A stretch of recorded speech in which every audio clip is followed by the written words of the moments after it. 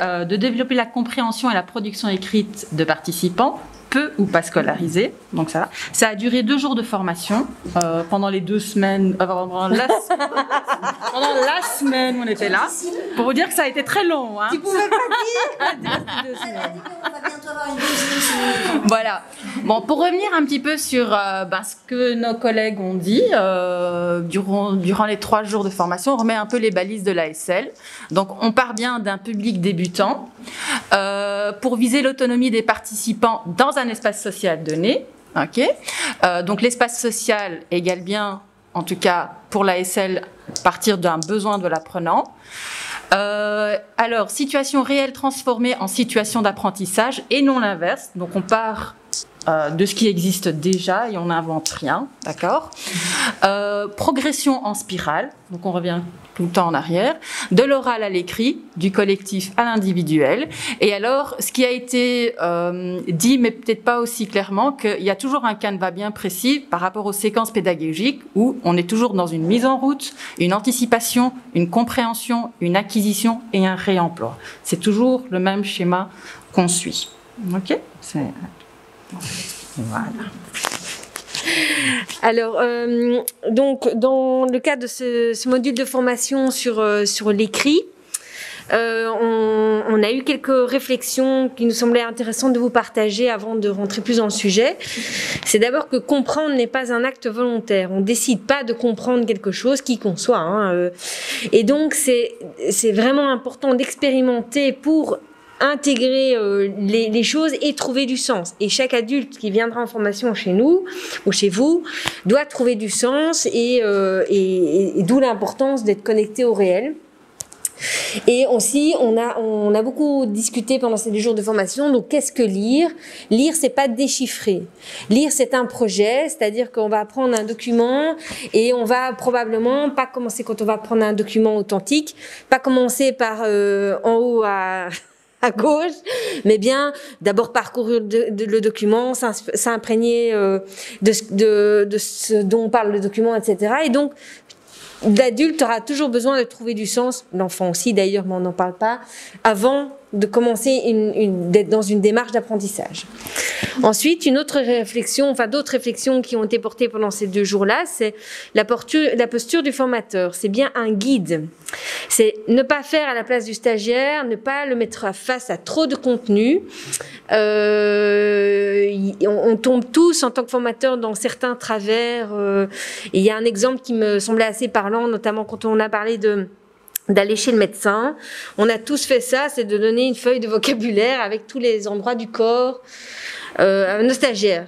Finalement, en fait, quand on réfléchit, quand on va chez le médecin, ce qui est important, c'est parfois d'exprimer la douleur ou le degré de douleur, mais le lieu où on a mal, on peut très bien le montrer.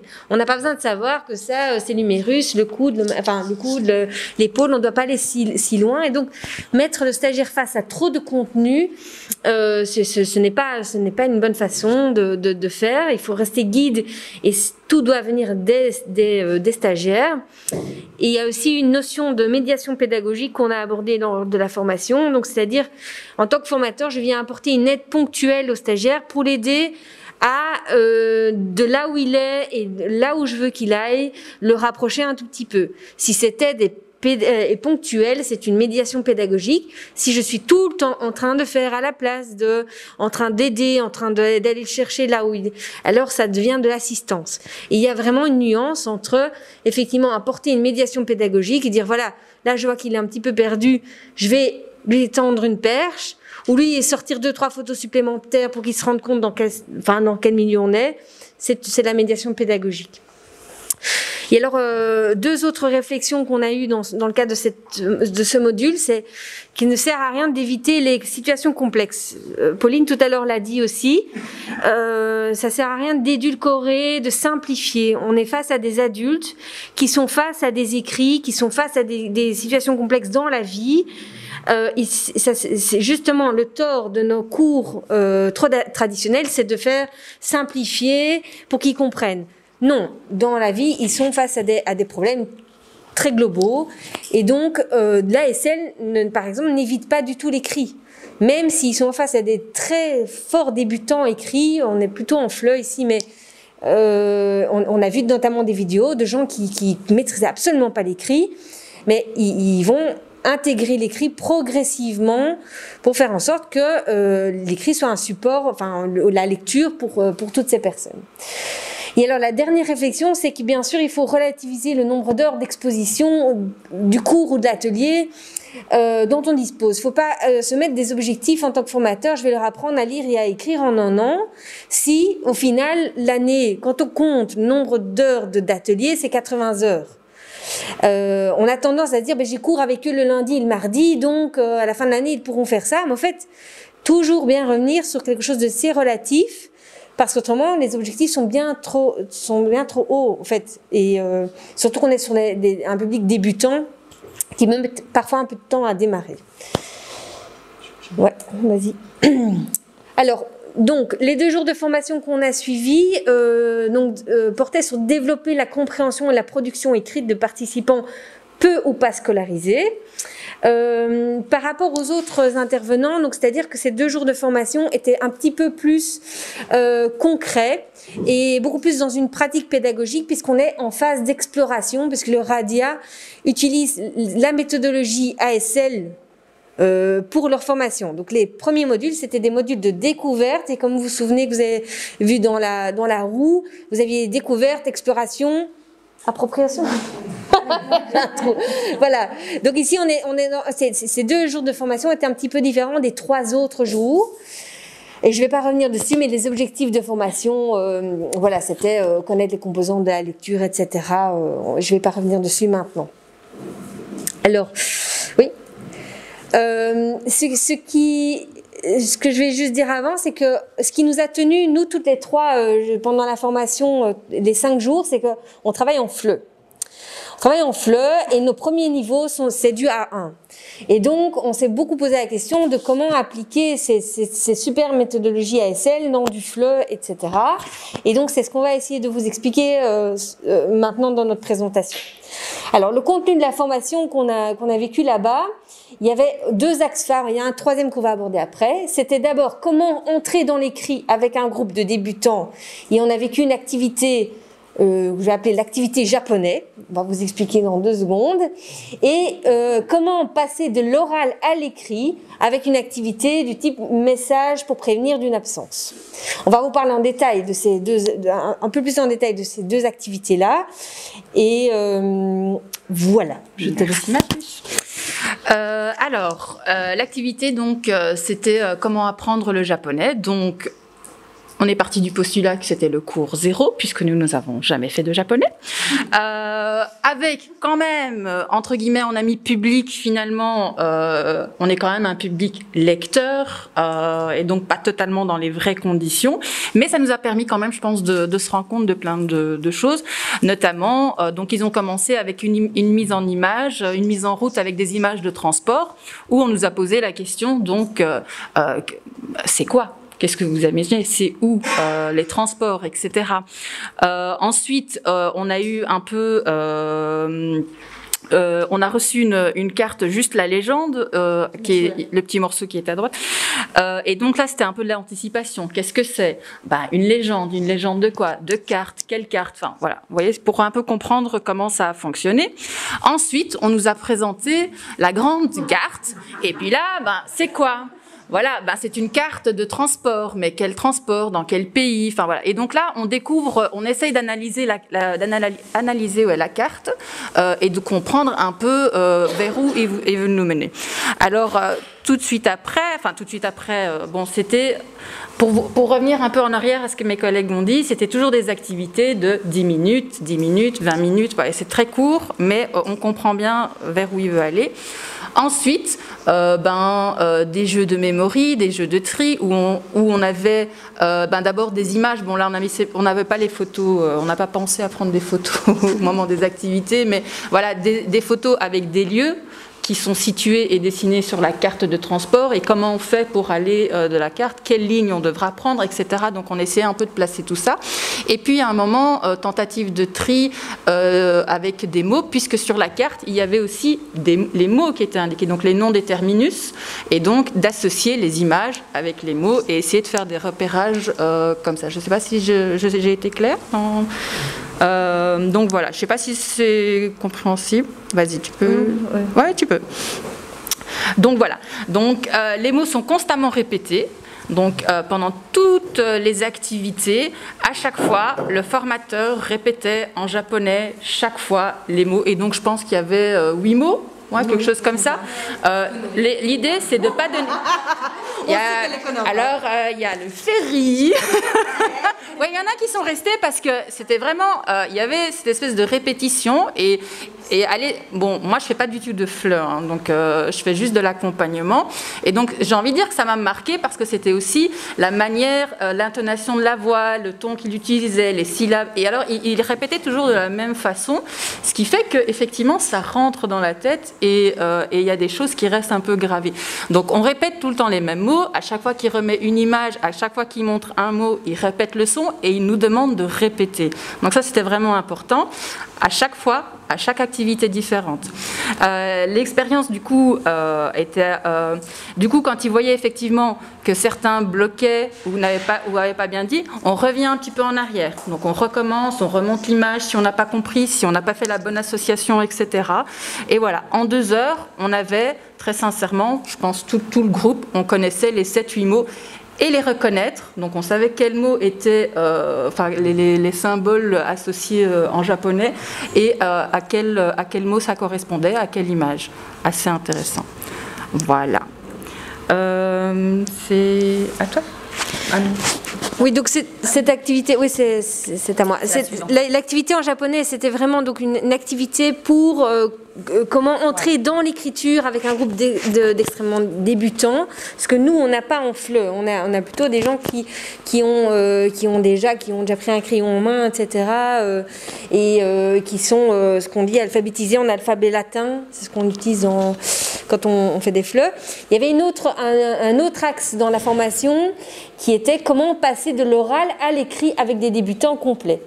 Alors on a fait assez bien d'exercices, et je ne vais pas rentrer dans plus de détails que ça, sur des messages vocaux à répéter, à décortiquer. Donc le message vocal, c'était « Bonjour, je m'appelle, je ne sais plus très bien, et je suis au cours de... voilà ». Et il répétait énormément ça. Puis les noms ont été mis sur des post-it, puis on a fait plein de jeux de tri de post-it, etc., pour nous démontrer qu'avec des débutants complets, on pouvait, avec ce type de jeu et d'activité, passer de l'oral à l'écrit pour, par exemple, remplir un signataire. Combien de personnes ici se sont pas retrouvées même avec des FLE A1, compétences, comme on dit, une évidence qu'on oublie, on dépose un signataire sur la table, on dit vous signez à la date du jour, mais en fait c'est quelque chose d'extrêmement compliqué pour eux, et donc ça pourrait être une des premières activités de passer de l'oral, je dis mon nom, je me présente, j'écris le nom des autres, même pour des gens qui sont en alpha, puis je joue avec le nom de tout le monde, je reconnais, et donc après je sais l'appliquer dans un signataire. Pour des moins débutants, on a travaillé une séquence pédagogique autour de écrire un message d'absence, un SMS d'absence. Donc comment passer de l'oral à l'écrit? Il y avait un message vocal qui disait qu'il était absent, et on a travaillé comment passer à l'écrit, et je laisse la parole à Lorraine pour cela. Oui, donc comme on a préparé ensemble, avec le groupe, on a préparé cette séquence pédagogique écrire un SMS. Moi, je me suis dit, en tant que formatrice de FLE, mais pas ASL, je veux bien faire la différence, parce que je n'ai pas fait d'ASL, mais je vais vous présenter une séquence que j'ai adaptée de cette séquence pédagogique qu'on a fait ensemble pour écrire un SMS en ASL. Moi, je l'ai adaptée à du FLE parce que je me suis dit, finalement, moi, j'ai ce problème où beaucoup de fois, je leur dis à mes élèves de prévenir en cas d'absence, de prévenir quand ils sont en retard. Ils veulent bien prévenir, mais ils savent pas comment ou comment faire. Et finalement, souvent, j'ai juste... j'ai pas quelque chose de bien je ne comprends pas souvent même leurs SMS, donc je me suis dit, oui, finalement, il faudrait que je les prépare, et je ne prépare jamais ça, en fait. Je leur dis, il faut me prévenir, mais finalement, je leur donne pas les outils. Donc je me suis dit, je vais faire ça dès le début du groupe avec lequel j'ai commencé. Donc la première rencontre que j'ai eue, oui, ok, pas tout de suite, juste avant, c'est bon. Je te dirai quoi après. Le tableau est trop grand par rapport à... Je vais la... Non, mais sur la slide, je vais juste bouger. Comment Donc, finalement, en fait, donc le premier cours, on a juste, comme vous le faites sûrement, en FLE, vous faites connaissance, tout ça, on parle des règles de la classe. Et moi, je commence déjà à leur dire, il va falloir me prévenir si vous êtes absent ou en retard, parce que on est aussi en ISP, je les prépare aussi au futur travail, que s'ils ont un patron, ils vont devoir le prévenir d'un retard, d'une absence, d'une maladie, quoi que ce soit. Donc déjà, je les ai préparés à ça. Bon, peut-être qu'il y en a, ça leur est passé au-dessus, c'est pas grave. On revient le lendemain où on fait le règlement, la charte de la classe, le règlement de la classe, c'est comme vous voulez, où là, j'explique, on marque noir sur blanc, parce que je répète aussi, j'étais avec un groupe A2, excusez-moi, j'ai oublié de le dire, j'étais avec un groupe A2 qui savait déjà écrire. Donc, je ne suis pas en ASL, je suis en FLE A2 qui sont déjà rentrés dans l'écrit, mais qui ont ce problème de ne pas finalement comprendre que dans l'espace social de la classe, d'une école, ils doivent prévenir. Vous voyez l'espace WAC. Donc, on fait ce règlement où là, c'est écrit noir, on écrit noir sur blanc qu'il faut prévenir d'un retard et d'une absence. Tout le monde est d'accord et tout ça. Je commence ma séquence, et c'est là où maintenant ça devrait être. Oui, voilà, on a supprimé. Mais vous voyez, déjà, je les ai préparés et que j'ai aussi pu constater un besoin. C'était surtout ça. J'ai constaté moins un besoin que, de base, jamais on me prévient, on prévient en général d'un retard ou d'une absence. Et que même quand ils disent oui, on comprend qu'il faut le faire, ils ne le font pas ou pas bien ou pas suffisamment bien pour. Ouais, ok. C'est bon? Ouais, magnifique. Donc c'est écrit en tout petit, mais on va essayer de. Ok. Alors, donc en fait là, on vous montre aussi une séquence, comment ça doit se construire du début, mise en route, anticipation, compréhension, acquisition. Il y a 2 étapes, mais je vais essayer de vous les illustrer. Et vous voyez que c'est en spirale parce que là, ici, on revient toujours sur ce qu'on a fait à la séance d'avant.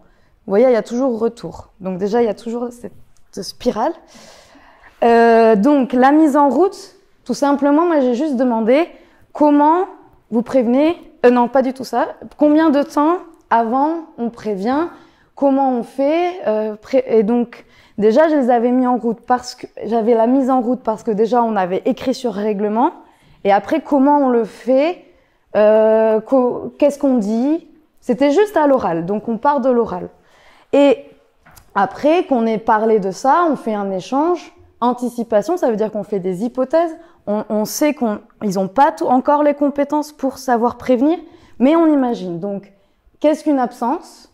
Qu'est-ce que vous faites quand vous êtes absent? Qui prévient? Qui on prévient? Qui prévient? Etc. Donc ça, on va en parler. On ne dit pas que c'est vrai, c'est faux. On est juste là dans une phase où on parle ensemble et on fait des hypothèses. Et après, moi, je leur dis, moi, je vais maintenant vous donner des exemples de messages. Donc là, je vais vous faire écouter ce que je leur ai fait écouter. Donc, excusez-moi, c'est petit. Alors moi, je l'ai juste enregistré sur WhatsApp, bêtement. Donc là, je suis en train d'ouvrir mon WhatsApp. Je vais vous faire écouter les 3 messages à la suite, bien sûr.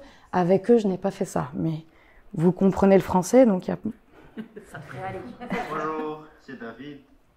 Je ne viens pas aujourd'hui parce que mon enfant est malade. Merci. Bonne journée. Normalement, il y a l'autre après. Bonsoir, c'est Natacha. Je suis malade, je ne vais pas venir demain. Merci, bonne soirée. Bonjour, c'est Anna. Je suis absente mardi parce que mes enfants ont congé pédagogique. Merci et bonne journée. Pardon. Voilà, donc 3 messages très bêtes que j'ai créés, que j'ai fait enregistrer par les personnes qui sont ici, et que j'ai fait écouter. Et vous voyez, la structure est la même. Si je peux, je vous ai déjà... il faut que je mette le masque si je m'approche de vous. Hop. Là, je vous ai fait les 3 textes, donc je vous les distribue en mode vous pouvez voir à quoi ça ressemble, parce que peut-être vous n'avez pas une mémoire auditive. Voilà, donc si vous voulez, là il y en a un, là il y en a un, il y en a un. Vous pouvez voir le message en entier. Pourquoi je vous montre ça? Parce qu'après, donc on a écouté ça, on a écouté ces messages audio, on les a écoutés plusieurs fois.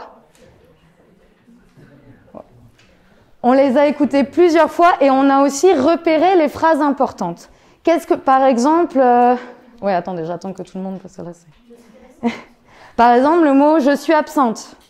Est-ce qu'on dit juste « absente »,« moi absente » ou voilà, on va répéter « non », c'est « je suis absente ». Parce que, ça veut dire qu'on explique une raison. Mais on va pas forcément expliquer tout ça, on va juste leur dire les phrases qui sont clés dans ce message et on va les répéter. Les répéter pour qu'elles soient mémorisées. Parce qu'on se souvient que, comme avec le japonais, on avait appris que 8 mots. Ben là, c'est la même chose. On va pas faire toutes les possibilités de raisons. C'est pour ça que j'ai pris les 3 les plus courantes, parce qu'en général, j'entends ça. Toujours, c'est congé pédagogique, malade ou... c'était quoi, mon enfant mais malade? Je m'en souviens même plus. J'ai pris celles que j'entendais le plus souvent revenir et qui vont peut-être être utilisées par les apprenants. Bref, donc on a répété ça, on a mémorisé ça. C'est ce qui constitue la phase de systématisation, répétition des phrases repérées en grand groupe et mémorisation de la structure. Donc ça, on est dans de l'acquisition, de l'appropriation. Et après, vous voyez déjà, ça c'était juste la séance numéro 1. Ça dure pas très longtemps, vous voyez. Donc moi, j'ai pu l'inclure dans même mes 4 heures, enfin moi j'ai 4 heures quotidiennes de cours de français, j'ai pu l'inclure dans mes 4 heures. Je crois que ça représentait une demi-heure, quelque chose comme ça. Donc vous voyez, ça peut vraiment s'intégrer. Après, la séance numéro 2, qui est pas forcément le lendemain, ça dépend. On a fait les retours sur la veille, donc sur le cours d'avant. Qu'est-ce qu'on a fait? Quels étaient déjà les messages? Et là, j'ai posé la question, ok, là on a parlé de qu'est-ce qu'on doit faire pendant une absence, mais comment le dire par SMS? Donc on va passer de l'oral qu'on a fait ici à de l'écrit. Et là, je leur ai donné les petits messages que vous avez, vous les avez en complet.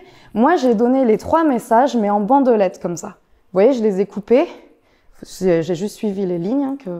Et voilà. Et il y avait les 3 messages comme ça. Et je leur ai dit, il y a 3 messages à reconstituer. Les 3 messages que, au préalable, on avait déjà plus ou moins mémorisés ici. Donc, c'était facile, on va dire, pour eux.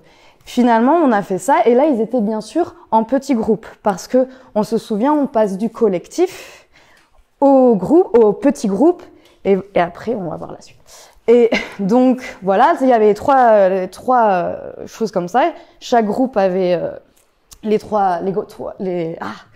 bandelettes et donc ils ont reconstitué ça et après, tout simplement, on a fait des petits jeux. Comme on a fait des jeux avec le japonais où on a essayé de faire des jeux memory, nous, on a fait un peu la même chose. Par exemple, j'ai enlevé une phrase dans le texte et ils devaient essayer de la retrouver dans les autres messages ou mélanger les 3 messages. Est-ce que c'était possible de mélanger les 3 messages?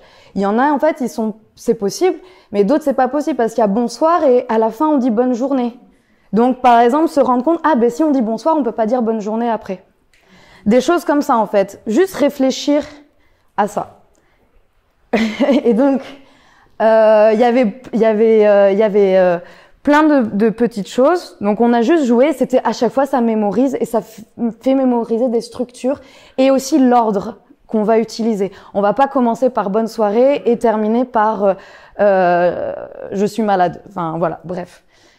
On a fait ça et aussi le but... Ça, je suis un peu perdue. Ok. Repérer. Ah oui, après on a repéré donc les structures de phrases qui revenaient le plus. Vous voyez qu'à chaque fois c'est toujours la même chose. Hein. Bonjour. Donc on remarque que c'est une salutation. Après on se présente et après on donne pourquoi la raison de notre absence et pourquoi on est absent. Enfin, la raison, on est absent et pourquoi. Et après, il y a toujours une phrase pour dire au revoir. Et aussi, pardon, dire la date, je crois, je suis un peu mélangée. Il y a toujours dire aussi à quel moment on sera absent.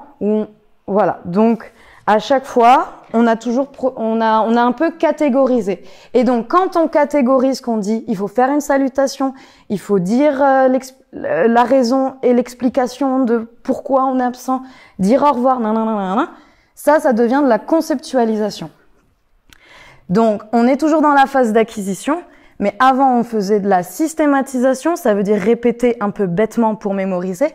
Et là, maintenant, on est dans la conceptualisation, ça veut dire on va comprendre pourquoi il y a cet ordre-là, qui est logique pour nous, mais peut-être pas pour eux. Et donc, encore une fois, la séance se termine. Donc, vous voyez que c'est très court. On va repasser à une autre séance qui va être le lendemain ou pas. Et on va toujours faire la retour sur ce qu'on a fait avant pour refaire de la remédiation éventuellement parce qu'on est toujours dans une démarche spiralaire. Et après, moi, ce que je leur ai fait, c'est que je leur ai redonné ces bandelettes comme on avait fait avant. Et là, je leur ai dit, sans les aider, ils étaient en binôme, ils devaient le reconstituer le plus vite possible. Bon, moi, c'est parce que j'aime bien la compétition, mais voilà, ils devaient le reconstituer. Mais je me suis rendu compte que c'était hyper rapide. Autant ici, ça avait pris un temps assez conséquent. Pourtant, ils étaient en groupe, ils avaient plus de cerveau à disposition. Ici, c'est passé super vite. En 2 minutes, même pas 1 minute, ils avaient déjà fait les 3 messages. Parce que ils avaient vraiment, ils avaient acquis les structures. Et ils reconnaissaient tout. Et après, ce qu'on a fait, c'est que on a remis en commun au tableau toutes ces phrases. Mais au lieu de faire bêtement, on va les mettre au tableau. Moi, je me suis dit, comme ils sont en binôme, il peut y en avoir un qui lit le texte qu'ils ont reconstitué et l'autre qui écrit d'un point de vue dictée. Comme une dictée, mais qui est fait entre pairs et qui est corrigée par le groupe classe. Et finalement, beaucoup se rendaient compte que il y en avait, ils écrivaient même automatiquement, ils écoutaient même pas la dictée parce qu'ils avaient l'habitude d'écrire le message. D'autres, c'était plus difficile, mais le but, c'était de déjà passer de l'écrit, reconnaître, à écrire un message. Alors moi, j'ai fait au tableau, mais ça aurait pu être autre chose. Et après, moi, je leur ai donné comme devoir, c'était d'écrire sur WhatsApp. Donc, j'avais créé un groupe WhatsApp au début, et donc je leur ai dit, vous m'écrivez comme devoir, mais là, c'était une simulation, écrire une absence et de me donner la raison que vous voulez. Vous devez m'écrire un message d'absence. Voilà. Donc, moi, je leur ai écrit ils ont écrit ça et après, j'ai fait une correction individuelle en me disant que le message que j'allais leur donner d'un point de vue corrigé, ils pourraient très bien le copier-coller pour un futur besoin pour prévenir une absence. Voilà, prévenir. Et après, donc j'ai fait cette correction individuelle via WhatsApp. Mais après, j'ai quand même fait une correction collective parce que je me suis rendu compte qu'il y avait des petits trucs qui n'étaient pas encore bien mis en place. Mais on a fait une correction collective. Donc toujours, vous voyez, on passe du collectif au petit groupe, au binôme, et après on repasse au collectif. Correction générale. Maintenant, pour moi, j'avais, on va dire, fait une sorte d'évaluation finale. Vu que j'avais vu comment ils avaient... En général, pour moi, tout le monde, c'était bon. J'avais fait même mon évaluation finale. C'est vrai que je n'ai pas fait d'auto-évaluation. Mais vous savez que l'évaluation et moi, c'est pas... Ok. Et finalement, je leur ai dit, ok, on va transférer ces savoirs. Vous en souvenez, il y avait acquis, après transférable dans l'évaluation que vous avez vue avec les filles ici. Transférable, donc, ok, là on a préparé 3 messages d'absence. Maintenant, on va essayer de faire un message de retard avec les phrases qu'ils connaissaient déjà. Donc, on l'a fait ensemble, une écriture collective comment on dit un message. Parce que forcément, je savais qu'ils ne pouvaient peut-être pas connaître l'écriture de retard, être en retard, être avec 5 minutes de retard, ou mon bus est dans les embouteillages, des choses comme ça. Donc, on a fait plein de messages, je leur ai dit ceux qui étaient ce dont ils avaient besoin, en fait. J'ai trouvé qu'en fait, ça les a responsabilisés. Et finalement, ils sont moins en retard. Non, mais c'est bête parce que finalement, on les rend acteurs, en fait. Ils sont responsables et ils savent que maintenant, et aussi, moi, par contre, ce qui était intéressant, c'est qu'ils me faisaient remarquer si moi, j'avais 1 minute de retard. Ah oui, ils disaient, madame, vous devez nous envoyer un SMS. Hein. Et c'est vrai, vous voyez, finalement, après, j'ai fait très attention de ne pas arriver à 8h46, mais à 8h45, parce que je savais que j'allais me faire taper sur les doigts. Enfin, voilà. Mais finalement, j'ai trouvé ça intéressant parce qu'ils m'ont aussi responsabilisé. Enfin, vous voyez, c'est un échange, en fait. Voilà. Moi, c'est ce que je peux en retirer. Je crois que j'ai terminé mon intervention. Mais ce n'est pas terminé pour vous. Voilà. Ah oui, ça m'a perturbée. Oui, alors, voilà l'explication en tout cas, l'expérience de Lorraine suite à ces 2 jours de formation. Il y avait un 3e axe aussi important qu'on n'avait pas cité tout à l'heure au début. Passer à la lecture avec des débutants complets. Donc, c'est aussi un axe qu'on a vu durant ces 2 jours. On ne pouvait pas tout aborder avec vous aujourd'hui, donc on a été au plus rapide. Maintenant, durant ce 3e axe important, on a travaillé autour d'une annonce d'une coupure d'eau dans un immeuble. C'était surtout une photo pour savoir un peu comment les personnes allaient aborder, comment on pourrait aborder justement des documents authentiques avec des débutants. Et un groupe hétérogène. Et un groupe hétérogène, oui, effectivement. On a abordé des réflexions et des échanges autour de l'appropriation des descripteurs écrits du CECR. Et alors, surtout, qu'est-ce qu'un bon document authentique, finalement? Comment le didactiser, passer un document au crible des descripteurs CECR, etc. Tout ça, c'est un peu compliqué de résumer ça en 1 demi-heure. Donc, on vous invite à revenir vers nous si jamais vous avez des questions par rapport à tout ça. Mais on a vu encore plein d'autres choses, comme comment constater les évolutions en écrit. Vous avez vu un aperçu avec mes collègues derrière, où on a revu un petit peu ça durant ces 2 jours. L'approfondissement de la notion de réemploi. On a fait aussi beaucoup d'exercices pratiques par rapport à la progression du compréhension écrit, passage compréhension orale à la production écrite, j'ai bugué, pardon. Ainsi que diverses réflexions et échanges sur que favoriser, les lettres capitales, le script, le cursif. Donc tout ça, c'était des questions qui ont été abordées. C'est quoi apprendre à lire, pourquoi apprendre à lire, etc. Qui étaient très intéressantes.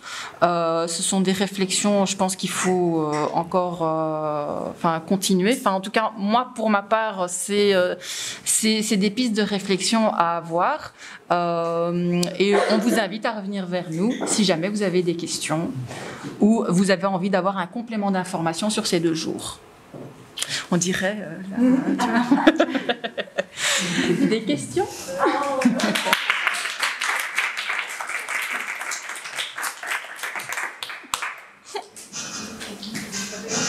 Est-ce que les apprenants, les participants ont bien fait la différence entre je vais apprendre le français et je vais apprendre à me débrouiller dans une situation précise en français?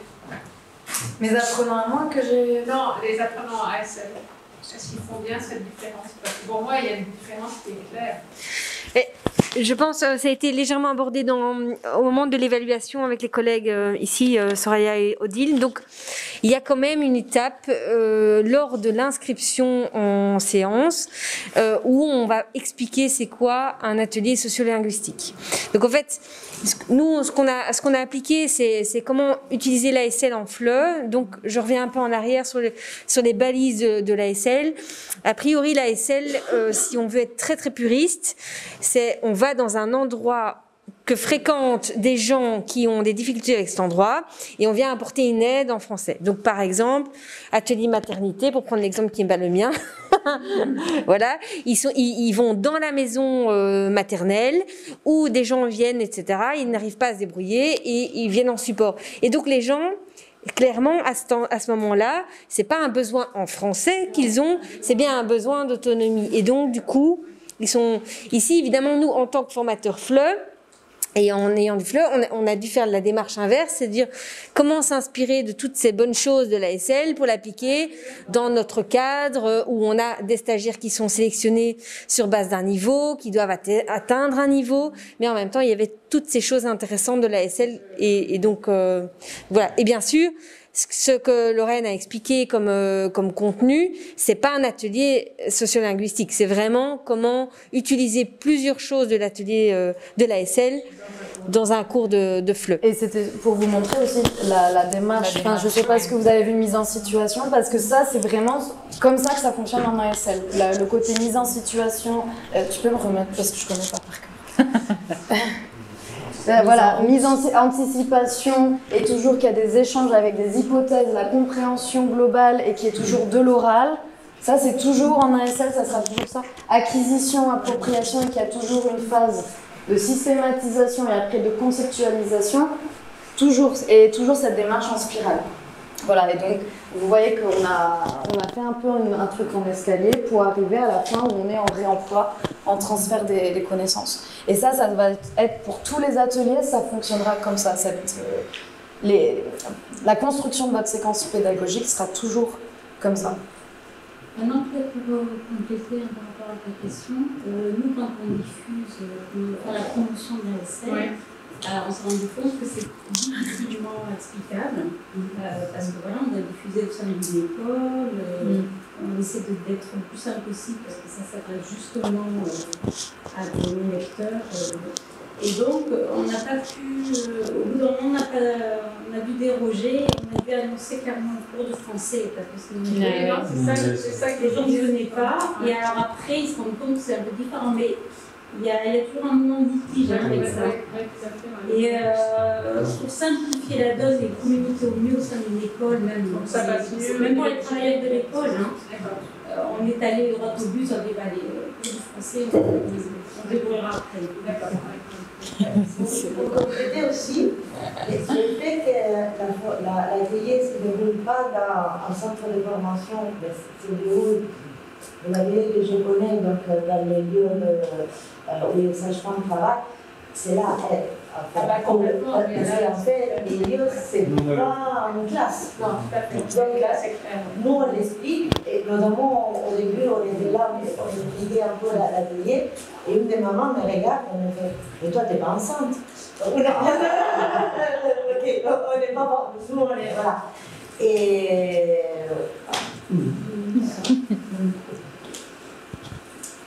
est-ce qu'il y a d'autres questions pour Leïla, Charles et Lorraine? Ok, donc merci. Mais je tiens à vous remercier particulièrement parce que je pense que la partie mise en situation, je veux dire, l'exemple concret aide un peu à sortir de la théorie et de montrer.